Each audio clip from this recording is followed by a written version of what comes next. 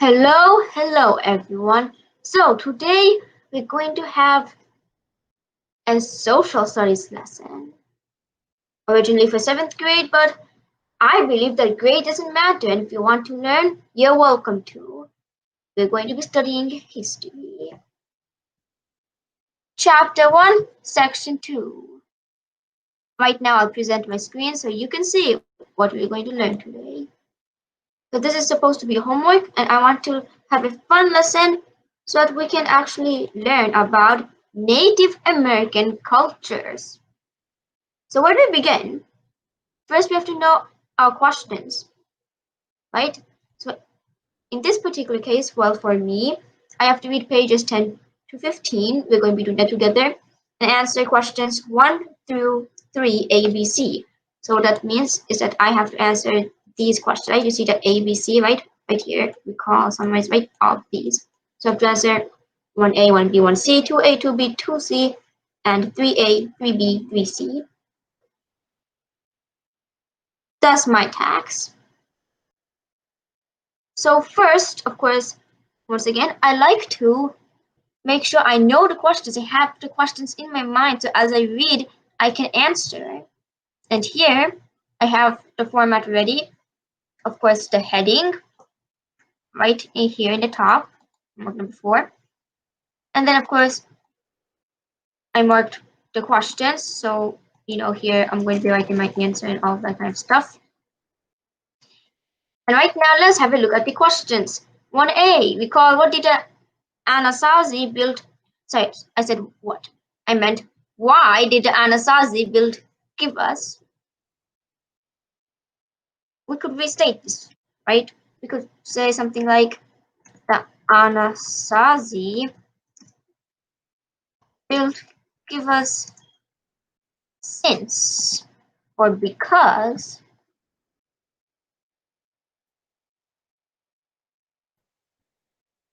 One B, summarize. What different types of housing were built by the Anasazi? You know, the trick for all of these questions we're going to be just, let's say, restating. Can't forget that word.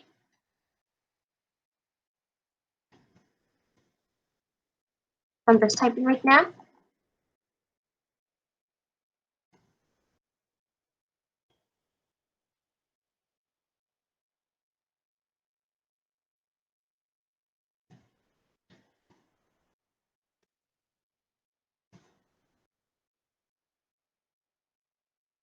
Okay, keep looking, draw conclusions. Why do you think that some mounds were built in the shape of birds and snakes?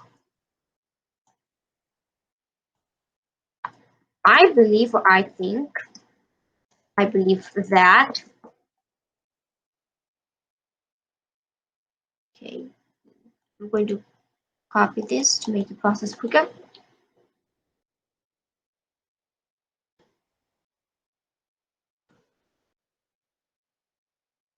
Identify what are cultural areas.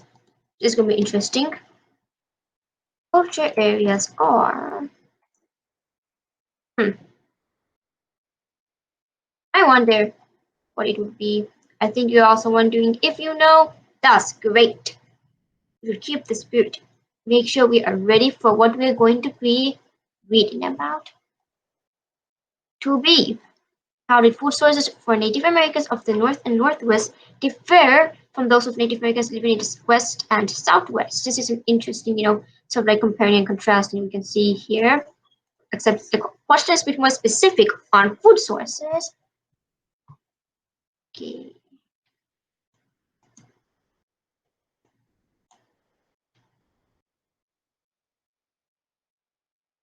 Of course, it's bad capitalization error, so I capitalize the first letter.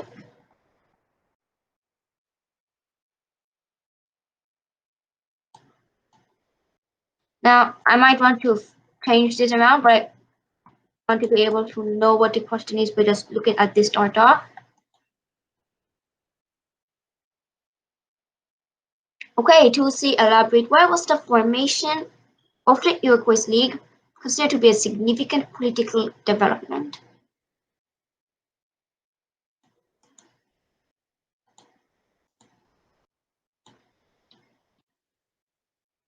might start off saying the formation of Equus League was considered to be a significant political development since, yeah, I think that's an amazing word, since. I use that word a lot actually. Anyways, aside from that side note, recall for 3A, how did Native Americans view land ownership?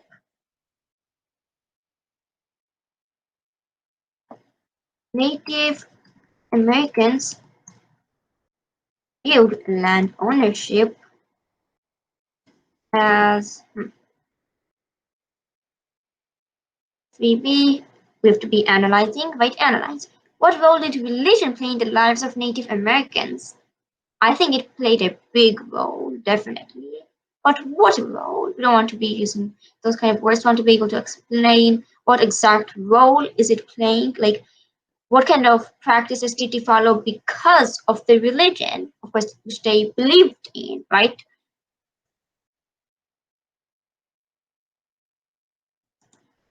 So that's actually an interesting way of thinking.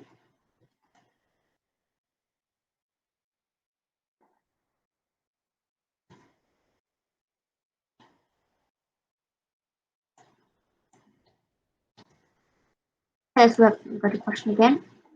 What role did religion play in the lives of Native Americans? The role that religion played, I believe. Yes, the lives of Native Americans is right, and ellipsis.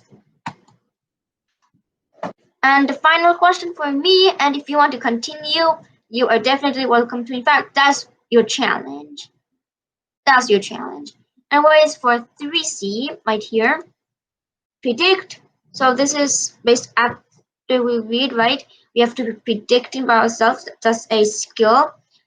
Why do you think most Native American groups do not form large empires like the Aztec and the Inca did? Okay, so once we read, we're going to be discussing Aztecs and Incas, right? Are different groups of civilizations that formed in South America, actually. Means those residents, right, were in South America. Anyways, but these Native American groups do not form large empires like Aztec and Inca did. I can do since because, right, this is my start off.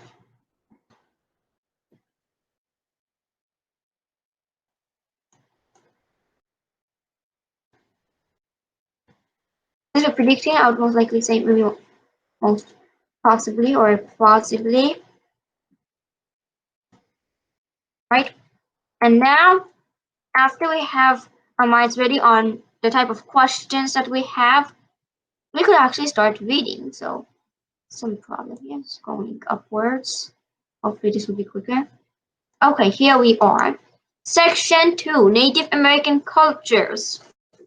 On the side, we see what we're going to be learning. We see key terms and people, right? You can have a look at those. I won't be going over them anyways. So if you were there, imagine, if you were there, you live in the North American Southwest about 1,000 years ago. You have been working in the fields for several hours today.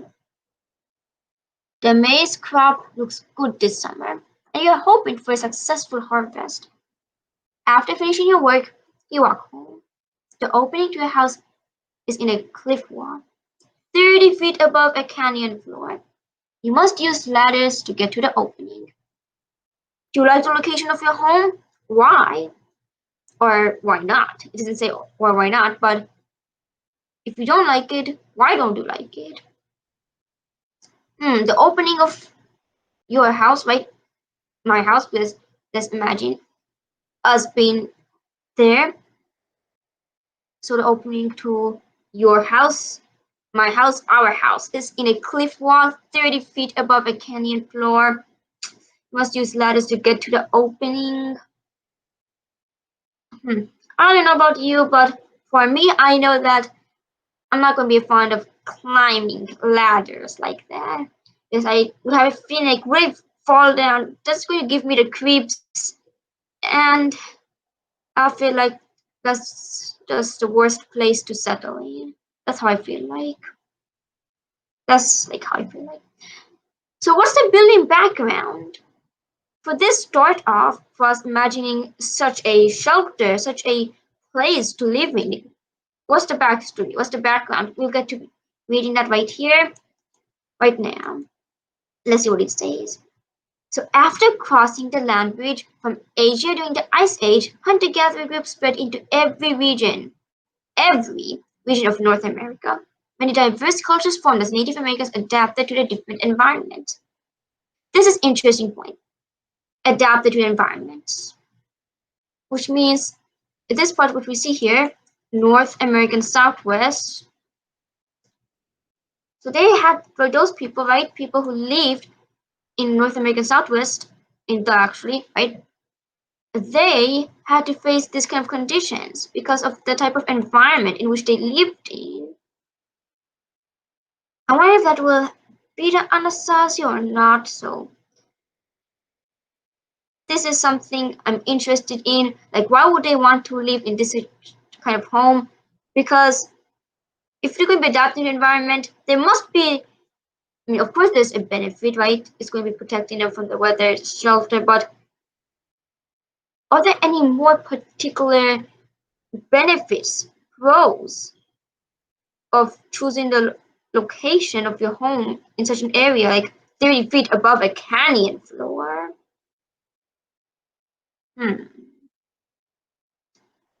Early societies.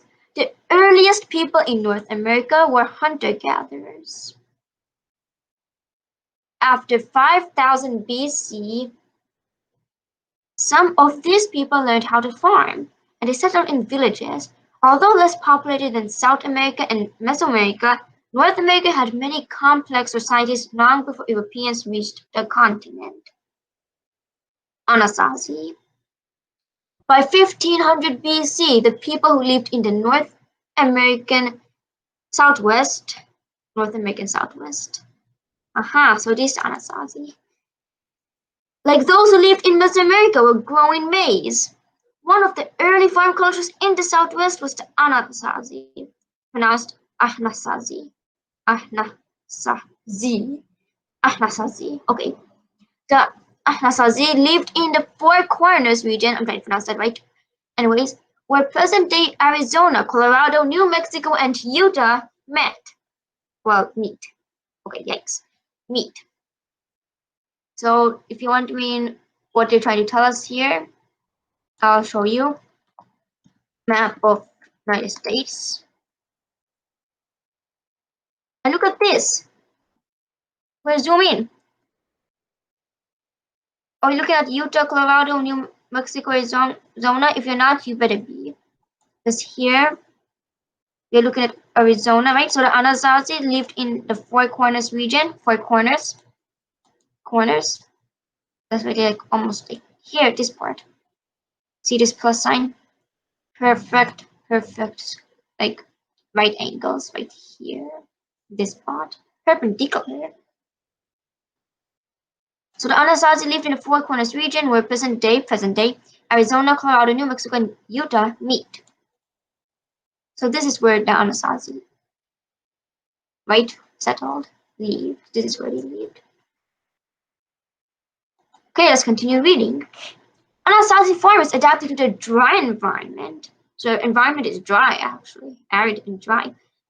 And grew maize, beans, and squash. Over time, they began to use irrigation to increase food production. By the time the Anasazi settled in the area, they were already skilled basket makers. They wove straw, vines, and yucca to make containers for food and other items. They eventually became skilled potters as well. The early Anasazi lived in pit houses dug into the ground.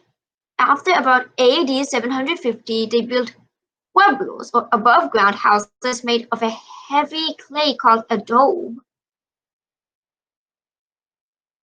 The Anasazi built these houses on top of each other, creating large, multi-storied complexes.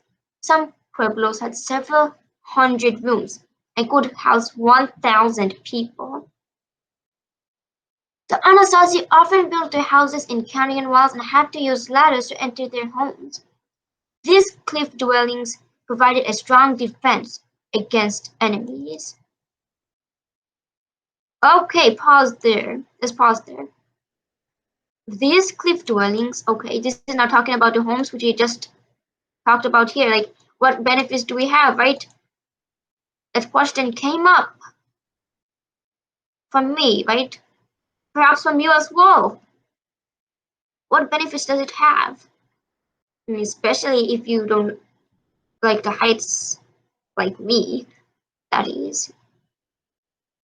In this case, now we've seen these cliff dwellings provide a strong defense. So them staying high, it protected them from invaders, from enemies, from intruders, from the bad people out there. The Anasazi also built kivas, which are underground ceremonial chambers.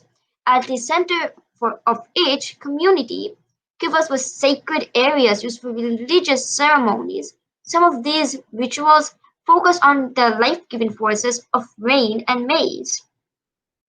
The Anasazi thrived for hundreds of years. After AD 1300, however, they began to abandon their villages. I wonder why. Why would they abandon their villages? Hmm. Scholars believe that drought, disease, or raids by nomadic tribes from the north may have caused the Anasazi to move away from their pueblos. Okay, so we have just read about the Anasazis, and if you remember, one of the questions were about kivas, so let's have a look at that again. So the Anasazi built kivas since. Nice. Definitely has some sort of religious use right now, right? Okay. Okay, right here. Hmm. It was sacred, focused. Okay, some of these rituals focus on the life-giving forces of rain and maize. Why would they want to focus on the life-giving? Sorry. Why would they want to focus on the forces, right? Life-giving forces of rain and maize. Why? Have a look at this. See if it tells you anything. Does it? It should. How does it look like, the area here? What do you remember? Well, you're supposed to remember that the Anasazi, right? The place where they lived in was actually dry. Let me see if I can get that detail. Right now, I'm just searching the text. Okay, let me see.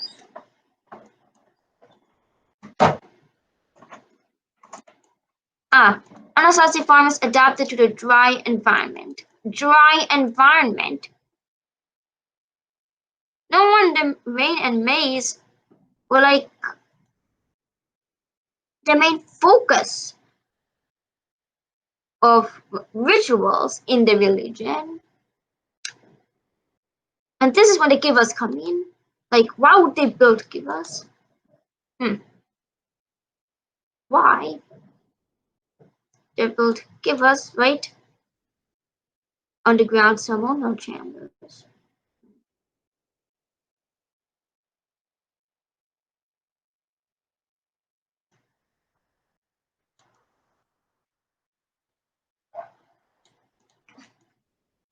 Rain and maize, definitely. So for here, I'll complete this sentence by saying the Anasazi will give us since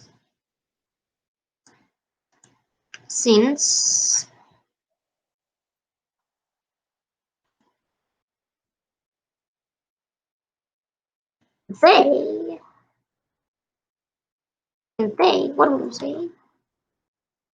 What will you say? Let's see. Perhaps you have a better way of finishing off this first sentence. Hmm.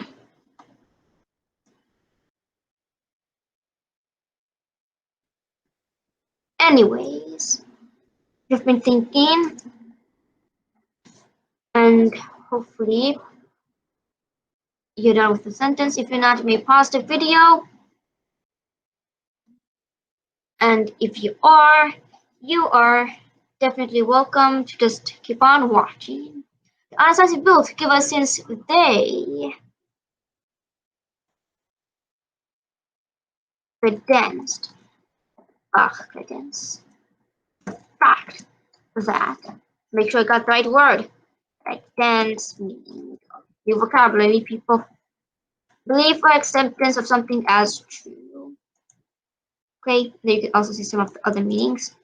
This one's more like a small side table, definitely not part of what we're talking about here. So the unanswered table give us instant credence the fact that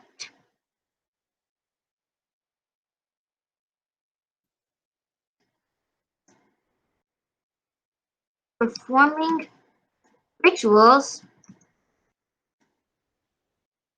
would bring rain. May, should I say?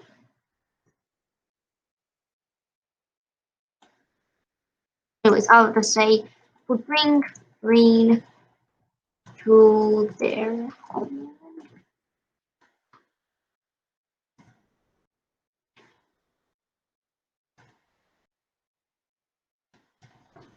Baking the plants slash crops, right?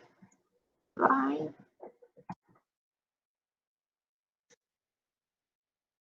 Credit. What is a much better word? Probably not quite on point. Ah, probably is not how to spell believe.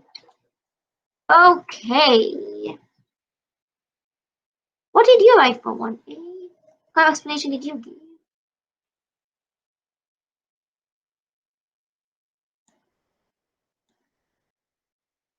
Hopefully you're not copying. That's what I'm hoping. And hopefully you also have some bit more explanation going on. So right with this, we can continue to question 1B. Okay, different kind of housings built by them. We see that they build pueblos, right? Okay.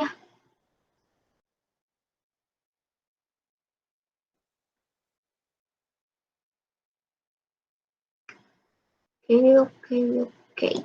Pueblos. Pueblos. The type of house in this, if you are there, paragraph, were pueblos. Pueblos were above ground houses made of heavy clay, called adobe. This is the only type, right?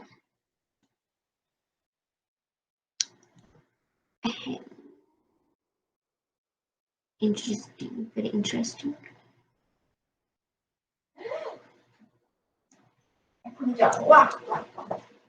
Okay, so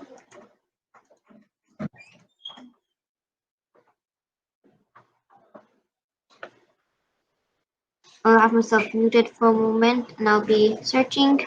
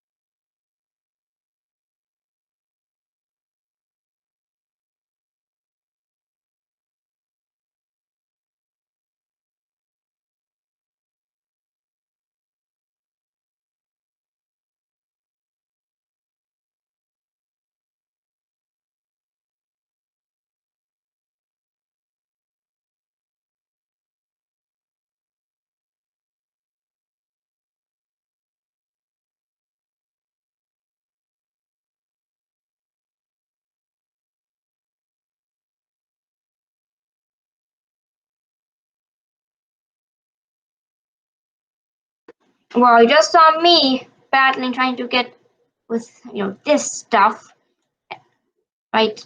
That kind of little box that says meet@google.com, share your screen.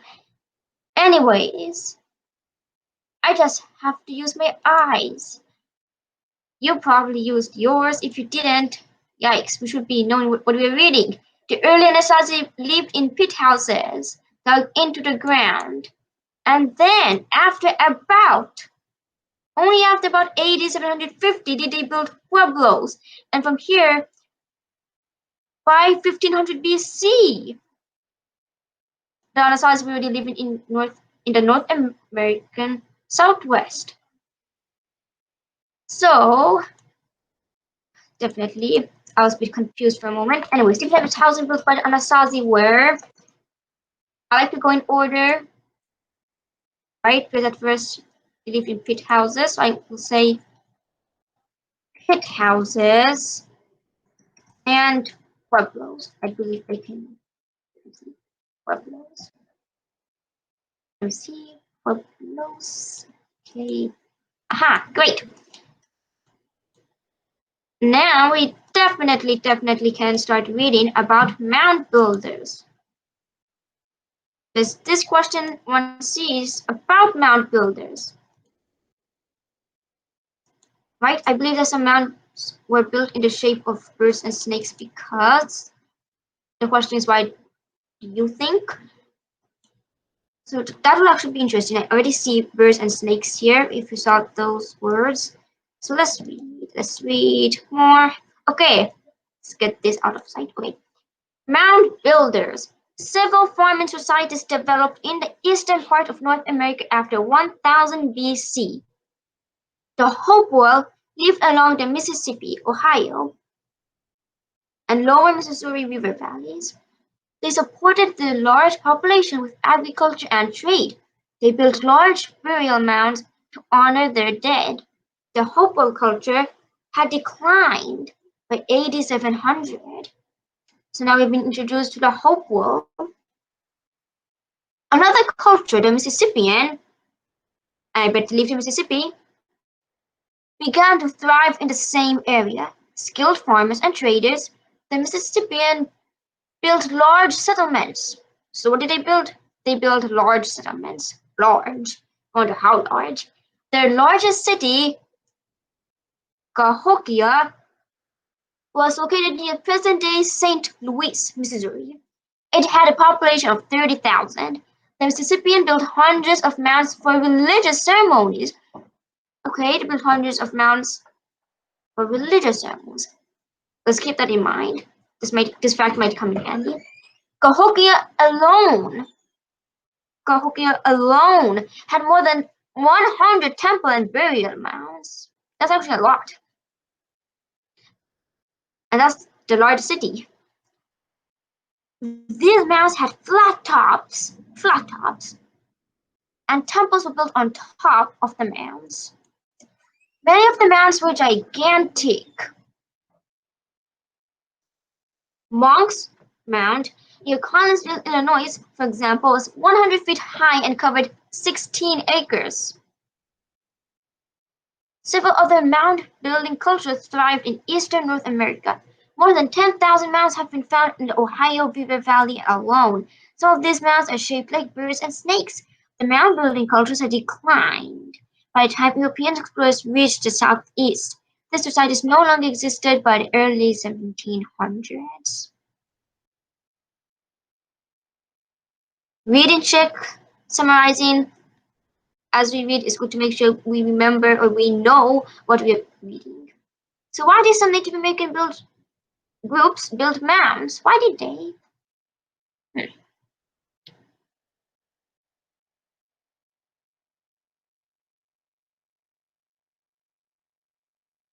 Well, I know for sure that for the Mississippians, they built hundreds of mounds for religious ceremonies, right? For religious ceremonies. And this is an interesting point, because then we read that some of these mounds are shaped like, of course, the ones in Ohio, like birds and snakes. And then we also know that mounds were built for religious ceremonies. the recipients especially did for religious ceremonies. So right now we could say that I believe, or I think, that some mounds, is it an extra space? It is. Some mounds are built in the shape of birds and snakes because it was thought that the gods, right? I'll say is only breaking they had believed because it was thought that their gods apparently, I'm making an inference right now, the gods appeared to look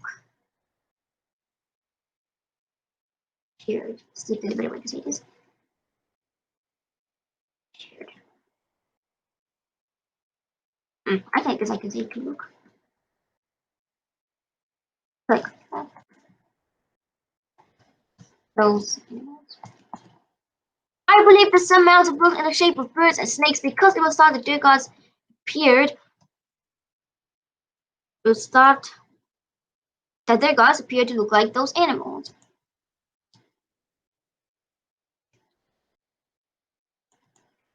It was thought uh,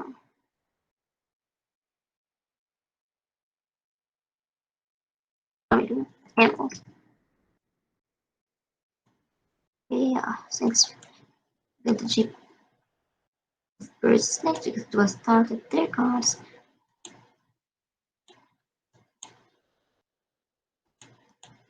appeared to look like those animals. Actually, let me see.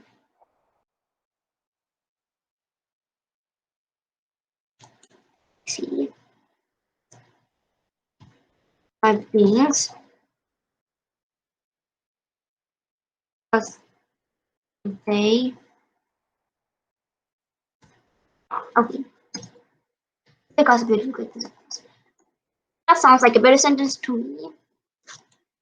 For 2A, from this start off, that's why I like this start off sake. So I don't need to keep going to the text, scrolling down to know what questions I have to answer. So what are culture areas? And I know that we are literally going to be reading about cultures. Let me see. Let's go a bit up to make sure we have them. Okay. This page done. Let's read this whole page. And okay, we are in page number 12. Okay. Being a bit slow. Okay. Native American culture areas.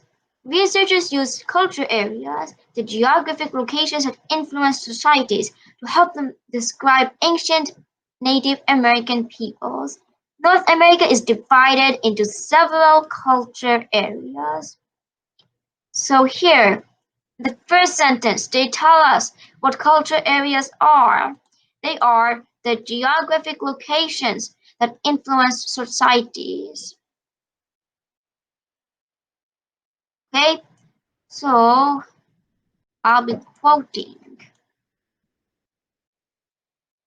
Culture areas are not yikes.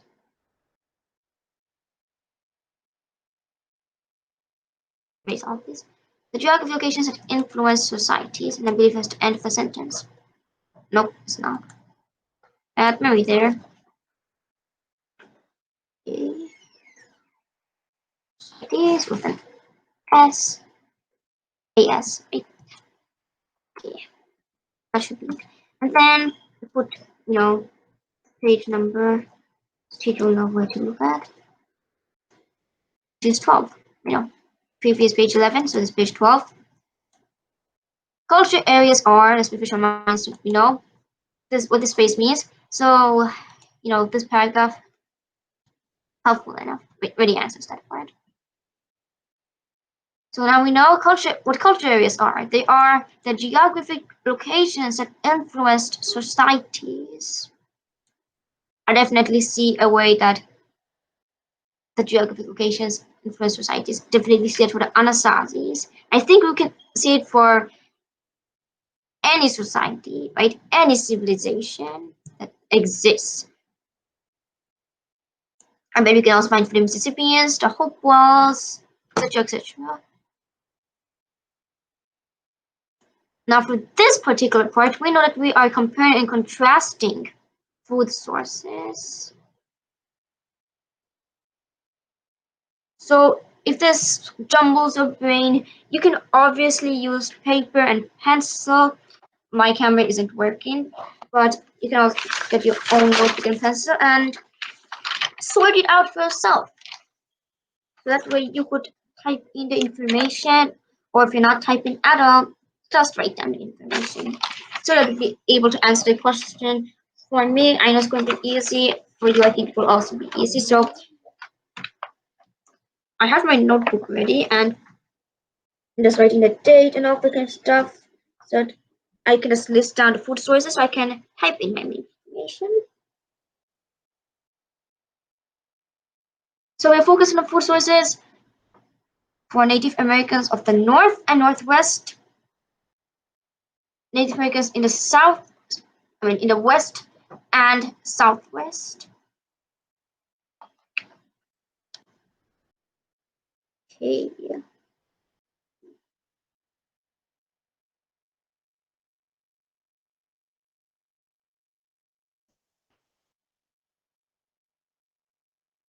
Now, although I'm setting this up in my notebook, I think it's helpful if I maybe perhaps make a Jamboard doing that.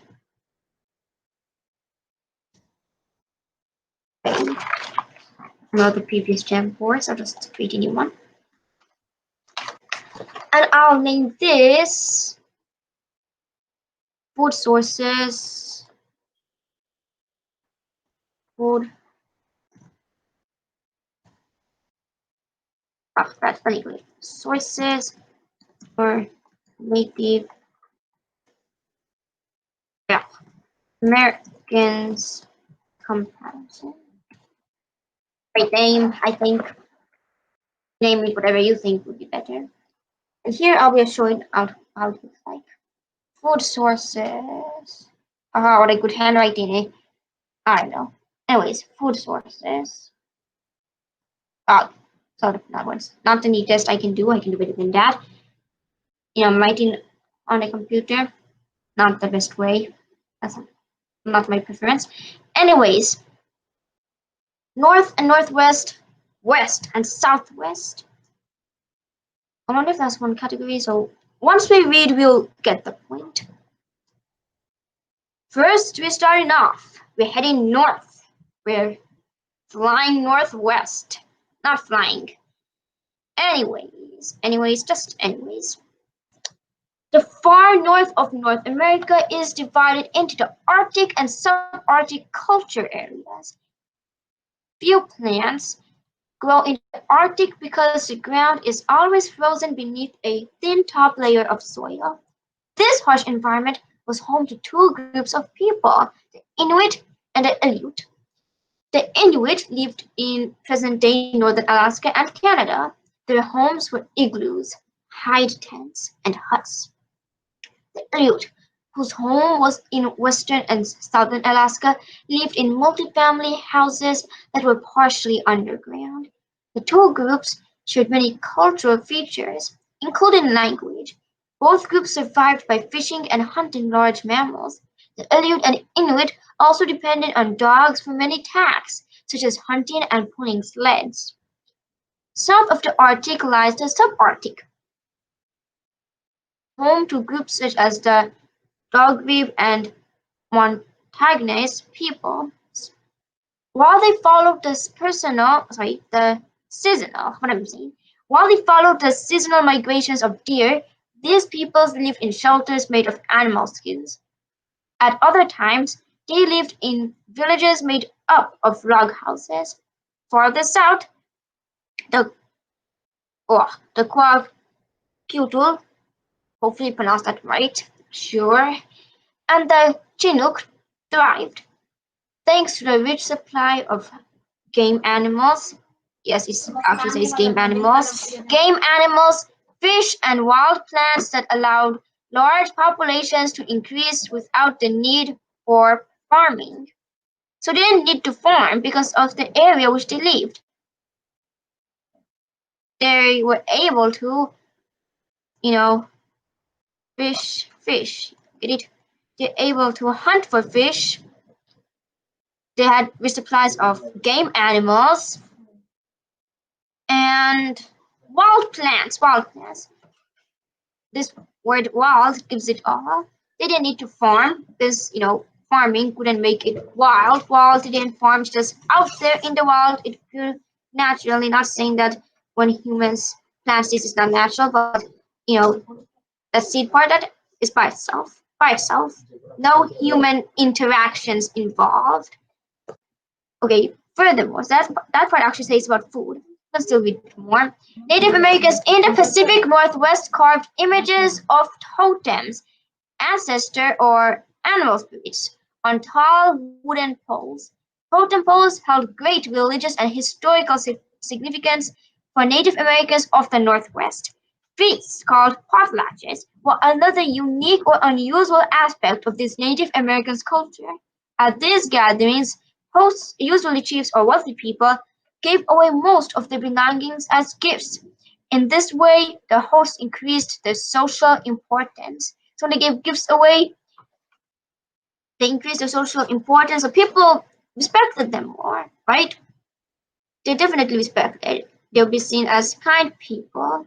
They'll be seen as generous people, so they'll be respected. They'll be honored. So based on what we read of the North and Northwest, apparently the North and Northwest are together. So to make this part quicker, we can just write North. I just write this colon and just list.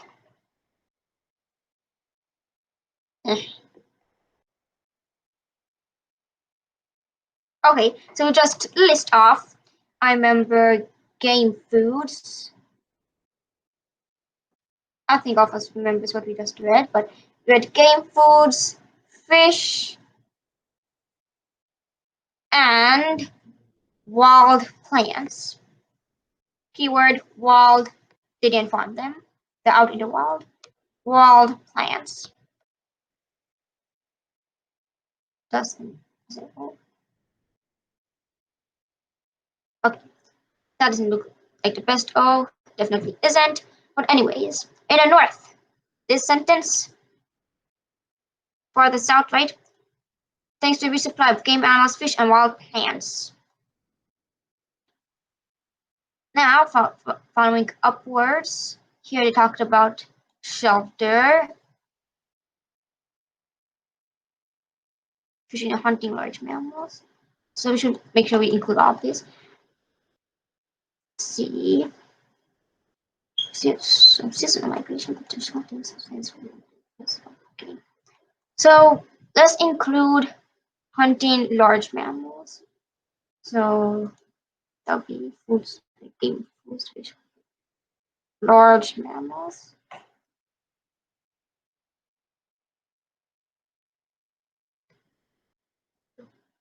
Here I'll just write south. Okay, south, here we go. We'll start reading west and southwest. Because they're smashed together, apparently. Okay, almost done. Sorry for the background noise. Okay.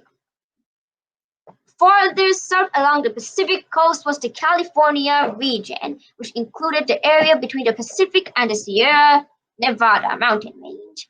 Food sources were plentiful, so farming was not necessary. Once again, farming is not necessary. One major plant food was acorns. It's getting squirrely right now. It's like autumn, which were ground into flour. People also fished and hunted deer. They fished, that's and hunted deer, okay. And other game. Other game. Wonder what game means in this case. animals.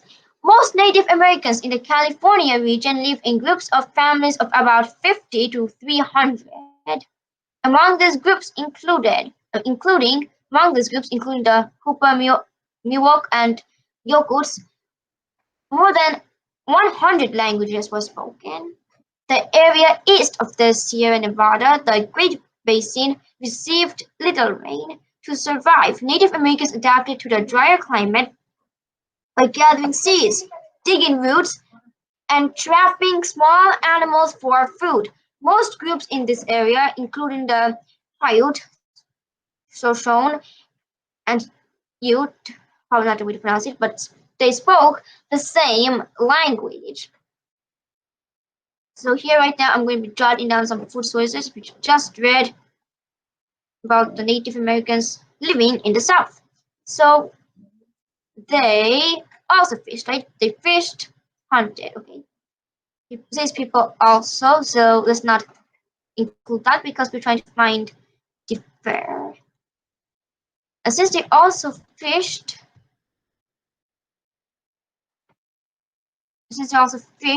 that part's not there. Let's get that out of there. Actually, no, we can keep that there. Let's remember it's not there. Okay, let's see. One major plant food was acorns. Interesting, those acorns were ground into flour. I didn't read about acorns here, so I guess it's safe to assume that acorns were their specialty. I wonder why I was using erase if I want. Okay, acorns. So essential.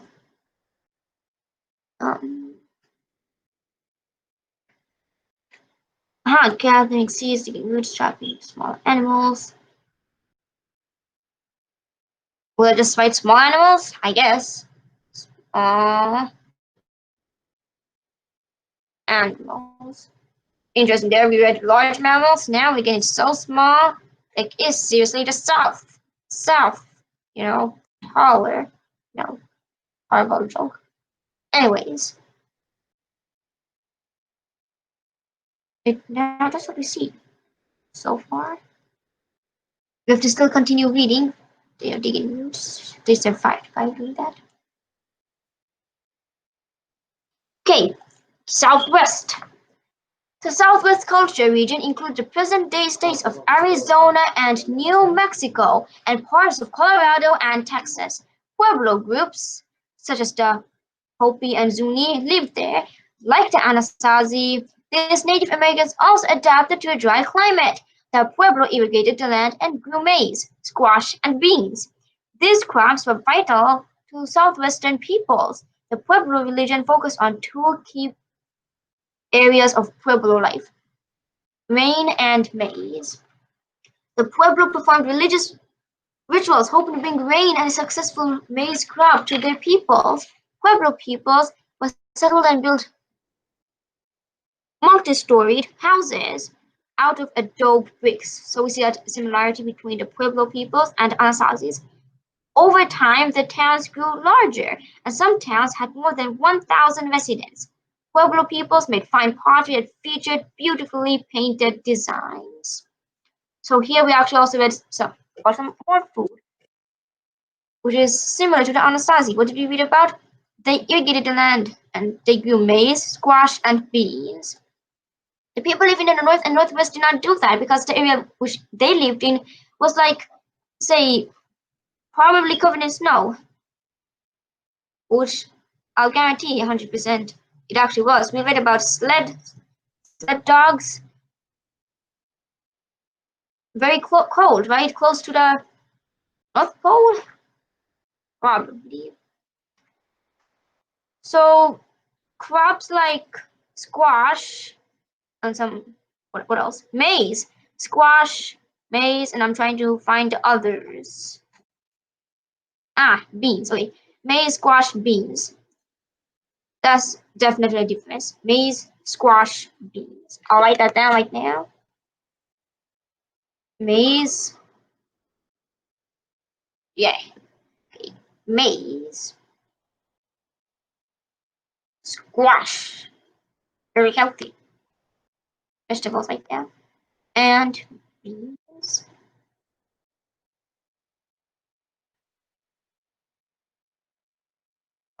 Maize, squash, beans. Small animals, acorns. Don't forget acorns.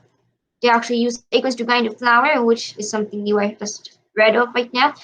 Acorns. So for South people, they consumed acorns, small animals, maize, squash, beans. And like that's it for the north and northwest and the west and southwest.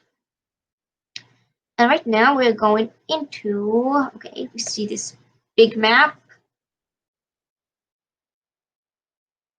You can have a look at the areas. You can see what's going on right now. Region. So let's have a look at this map. So region. Why do some culture areas have fewer groups of people than other culture areas did? If we look here, we can see that the Great Basin looks more with the southeast. Then, wow, the subarctic looks like a huge area.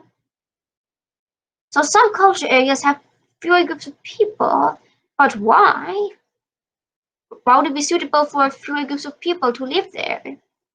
Why more in some other areas?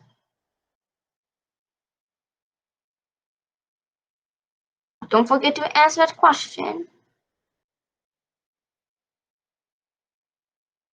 in the comment section below.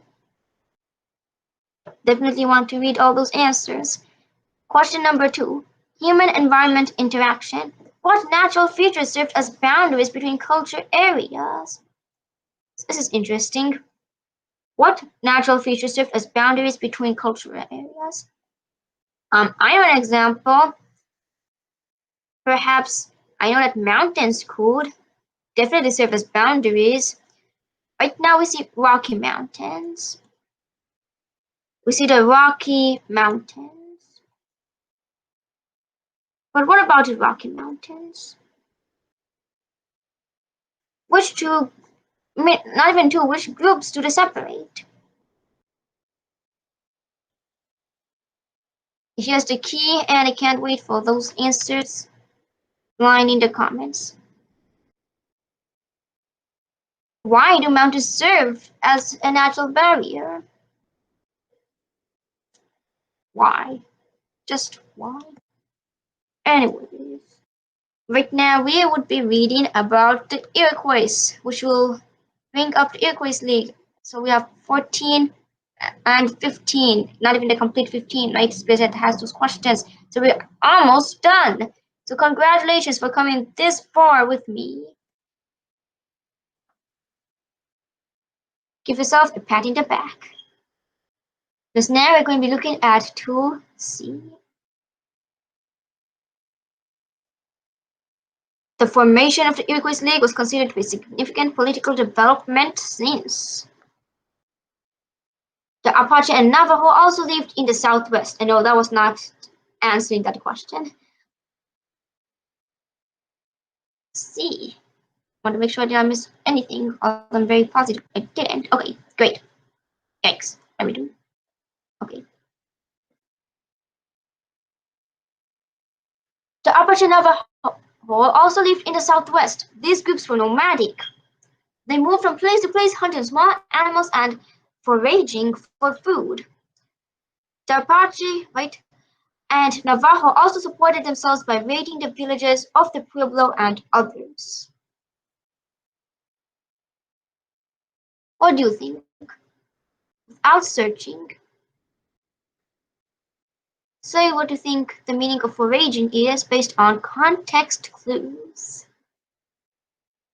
And right now we're going to be hopping into the Great Plains. The huge Great Plains region stretches south from Canada into Texas. This culture area is bordered by the Mississippi Valley on the east and the Rocky Mountains on the west. The plains were mainly grassland, home to millions of buffalo. Deer, elk, and other game also thrived there. Most Great Plains peoples were nomadic hunters. Many groups hunted buffalo using bows and spears. Blackfoot and Arapaho hunters sometimes chased the animals over cliffs, drove them into corrals, or trapped them in a ring of fire.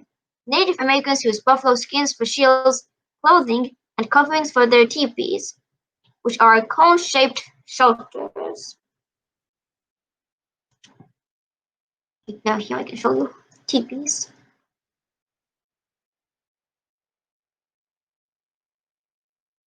Right here, great examples. I don't know what you should call the best example. Yeah, I'll just make this bigger. Cone-shaped. These, cone-shaped, these are called teepees. Okay, some Plains groups were farmers. The Mandan and Pawnee settled in villages and grew corn, beans, and squash. This is like iconic. Corn, beans, and squash. The Pawnee lived in round lodges made of dirt. Like some other Native American groups, the Pawnee society was matrilineal. Matrilineal. This means that people trace their ancestry through their mothers, not their fathers. The first two, right? Letters. M-A, ma, mothers. Okay. Pawnee society was matrilineal. They traced their ancestry not through their fathers, but through their mothers. Not through the fathers, through the mothers.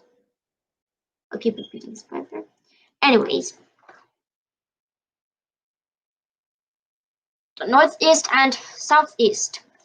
Eastern North America was rich in sources for food and shelter. Animals, plant foods, fish, and wood for housing were plentiful in the region's woodlands and river valleys. Most southeastern groups, including the Cherokee, Creek, and Seminole, lived in farming villages governed by village councils. In the northeast, groups like the Algonquin survived by hunting and gathering plants. Those in the south farmed, hunted, gathered plants, and fished. Many tribes used strings of beads known as wampum for money. So what was used for money? Strings of beads known as wampum, right? Okay. To the east of the Algonquin lived the Iroquois. They also have another name, but I'm not going to stay there to pronounce it. They were farmers, hunters, and traders who lived in longhouses or rectangular homes made from logs and bark that housed 8 to 10 families. The Iroquois created the Iroquois League.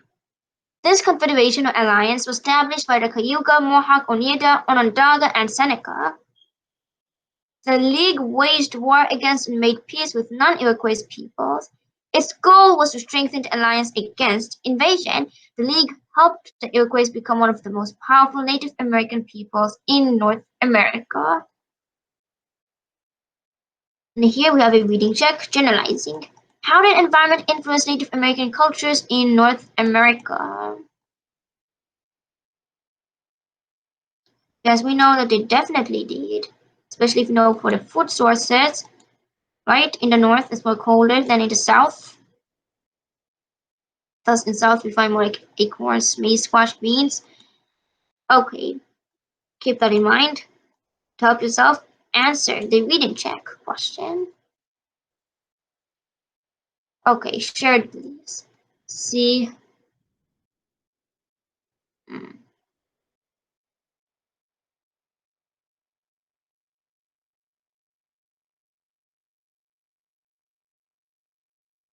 Okay.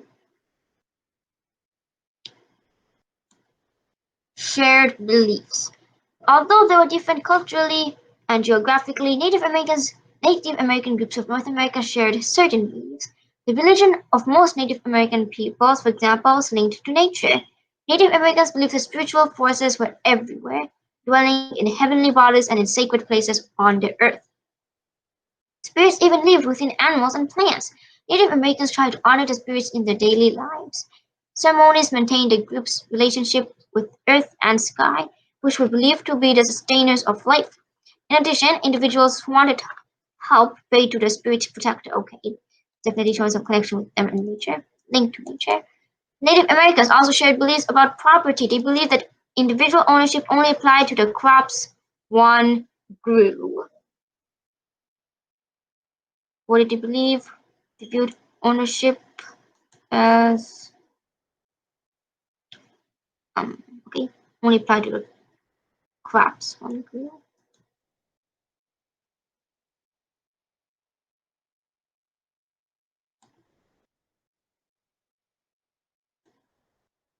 Okay, so Native Americans viewed land ownership.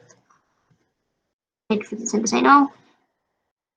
The Native Americans viewed land ownership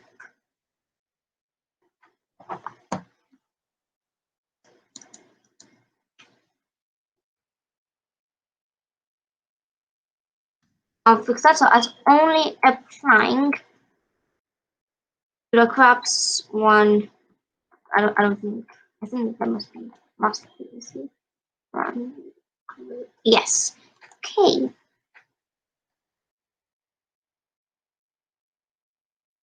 I have to take pages, so that was page 50.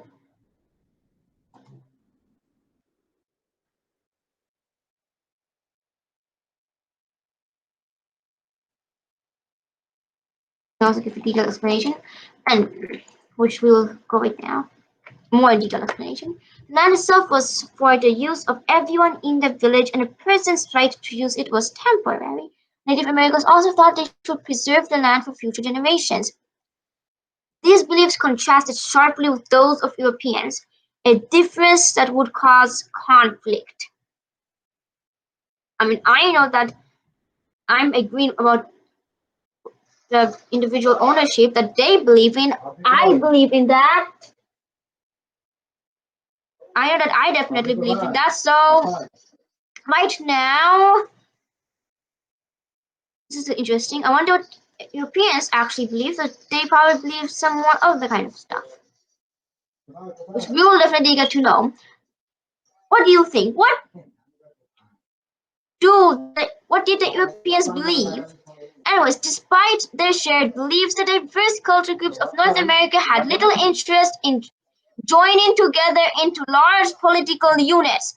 As a result, Native Americans on the North American continent did not form large empires like the Aztec and Inca of Meso and South America did not form. This actually answers. Wow, seriously answers already a part. What part do they answer? This part. Now this part we also see the answer.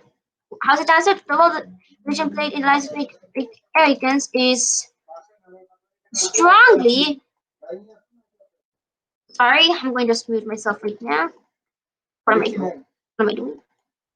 I'll mute myself.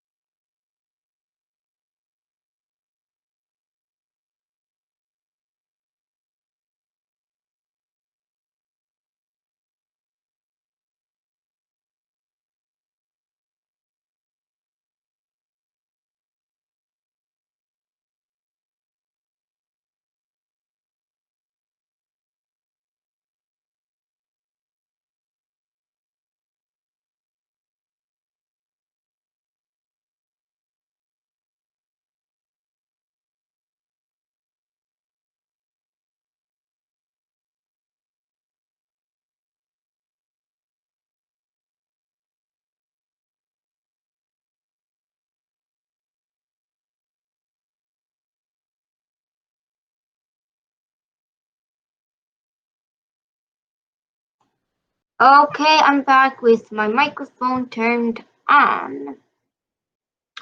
And what I have to say is that, okay, I bet you noticed this, but I just erased the plausibly part because they literally told us the answer here.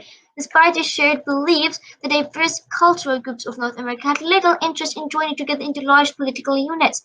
He's like, why do you think? Sorry, but I didn't have to predict. Which is like the most ironic part of this question.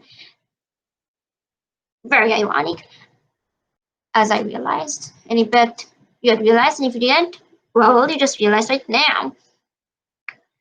And I know I didn't complete 2B, but we discussed the answer, we know the answer. And for 2C, let's have a look again. I'll read this part to refresh memory. To the east of the Algonquian lived the Iroquois. They were farmers, hunters, and traders who lived in longhouses or rectangular homes made from logs and bark that housed 8 to 10, sorry, a second, not million, 8 to 10 families. The Iroquois created the Iroquois League, and this confederation alliance was established by the Cayuga, Mohawk, Oneida, Onondaga, and Seneca, and the League waged war against and made peace with non-Iroquois peoples. Its goal was to strengthen the alliance against invasion. The League helped the Iroquois become one of the most powerful Native American peoples in North America. Great, so strengthen the alliance against invasion. Since it actually no, not protected, but what it is okay. Since it strengthened the Cayuga, like I didn't spell that right. I can't believe myself. Okay, since it strengthened the Cayuga, Seneca, Onondaga, Oneida, and Mohawk against their enemies. What a complete answer. Because here we see that goes to strengthen alliance against invasion. So invasion would obviously be enemies. Okay, so with that, I am proud to announce that we are officially done with my homework number 4 and with gaining knowledge for yourself about North American cultures. Here's your challenge.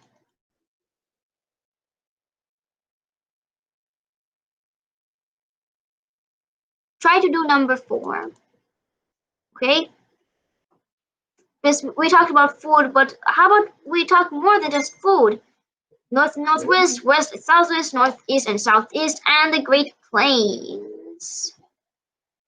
And also write smart. Focus on writing. Look back through this section to discover ways in which a group's beliefs, environment, practices can be described.